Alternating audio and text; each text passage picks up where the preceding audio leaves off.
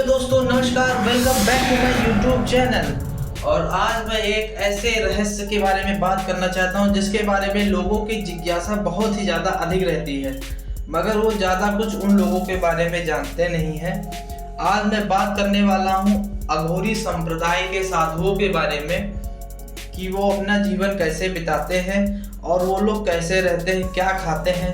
तो चलिए आइए आज हम बात करते हैं अघोरी साधुओं के बारे में। अघोरी हिंदू धर्म के एक रहस्यमयी संप्रदाय के साधु होते हैं जो भगवान शिव, खासकर उनके भैरव स्वरूप को मानते हैं। वे शमशान घाटों में रहते हैं, समाज की सामान्य मान्यताओं से परे जीवन बिताते हैं और जीवन, मृत्यु, पवित्र, अशुद्ध जैसी धारणाओं को चुनौती देते हैं। अघोरी कौन होते हैं? अघोरी साधु भगवान शिव के भारी रूप की पूजा करते हैं और वे दुनिया की हर वस्तु को, चाहे वह शुद्ध हो या अशुद्ध, एक समान मानते हैं।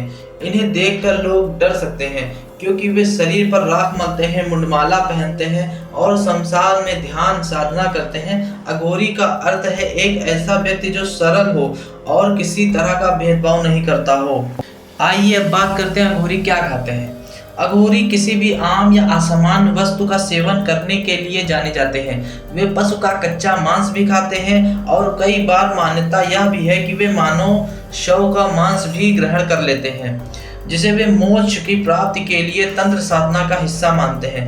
वे शराब और अलग अलग तरल पदार्थों का उपयोग करते हैं और कई बार मानव खोपड़ी का उपयोग खाने पीने के बर्तन के रूप में करते हैं। एक अघोरी गाय के मांस को छोड़कर बाकी वे सभी चीजों को खाते हैं। अघोरी का जीवन कैसे होता है, कैसा बिताते हैं? अघोरी साधु समाज की धारणाओं से अलग शमशानों में साधना करते हैं। वे पूरे जीवन दुनिया की घृणित और त्याग वाली चीजों को ही अपनाते हैं ताकि वे अच्छाई बुराई के द्वंद्व से मुक्त हो सकें। उनका जीवन त्याग, तपस्या, ध्यान और तंत्र मंत्र साधना में बीतता है। वे सामान्य कपड़े नहीं पहनते हैं बल्कि अपने शरीर पर राख लगाते हैं, तंत्र अनुष्ठान करते हैं और खुद को शिव का एकाकार करने की साधना में लीन रहते हैं। आइए दोस्तों अब थोड़ा सा बात करते हैं उनके इतिहास के बारे में। अघोरियों के अघोरी साधुओं का इतिहास और उत्पत्ति हिंदू धर्म के रहस्यमयी और गुप्त संप्रदाय अघोर पंथ से जुड़ा हुआ है, जो भगवान शिव के उग्र रूप खासकर भैरव के भक्त होते हैं। इस पंथ का नाम संस्कृत शब्द अघोरा से लिया गया है, जिसका अर्थ होता है बिना किसी भय के या गैर भयानक। इसका संकेत उनके जीवन दर्शन की उस अवस्था की ओर है जहां वे भय, लगाव और सामाजिक बंधनों से मुक्त होते हैं। अघोरी साधुओं का यह मानना है कि वे ब्रह्मांड की हर चीज, चाहे वो पवित्र हो या अशुद्ध, एक समान पवित्रता के लिए होती है और इसलिए वे समाज में पवित्रता व अशुद्धता की मान्यताओं को चुनौती देते हैं। अघोर पंथ के संस्थापक के रूप में बाबा कीना राम को माना जाता है, जिनका जीवन 17वीं-18वीं सदी के आसपास माना जाता है। बाबा कीना राम ने अघोर पंथ के सिद्धांतों को संहिताबद्ध किया है और इन्हें एक व्यवस्थित रूप दिया है। उनके अनुसार अघोरी जीवन में भेदभाव, भय, सामाजिक बंधनों से ऊपर उठकर शिव के साथ एकात्मकता की प्राप्ति की साधना करते हैं। कहा जाता है कि वे लगभग 150 वर्ष तक जीवित रहते हैं और शिव के अवतार बताए जाते हैं। बाबा कीना राम का जन्म उत्तर प्रदेश के रामगढ़ गांव में हुआ।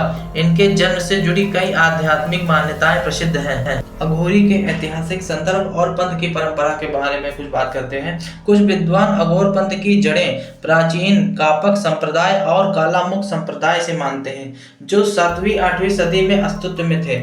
ये संप्रदाय कट्टर तांत्रिक प्रथाएं करते थे, जिनमें उग्र देवताओं की पूजा, नशीले पदार्थों का उपयोग और बलि संस्कार होते थे। बाद में ये संप्रदाय विलीन होकर अघोर पंथ में विकसित हुए। इस पंथ की धारणा अद्वैत वेदांत पर आधारित है, जिसमें संसार के सभी वस्तुओं और अवयवों को शिव को अभिव्यक्त माना जाता है। अघोर साधु जीवन, मृत्यु, शुद्ध अशुद्ध, पाप पुण्य जैसे द्वैत भावों से मुक्त होकर जीवन बिताते हैं। अघोर साधु अपने तांत्रिक अनुष्ठानों और कठोर साधनाओं से परिचित है। वे शमशान घाटों में निवास करते हैं और वहां मृत्यु के रहस्य का अध्ययन करते हुए भेदभाव से परे ध्यान साधना करते हैं और उनका मांस का भक्षण भी करते हैं। उनका लक्ष्य शिव के साथ एकात्मकता प्राप्त कर मोक्ष भी प्राप्ति है।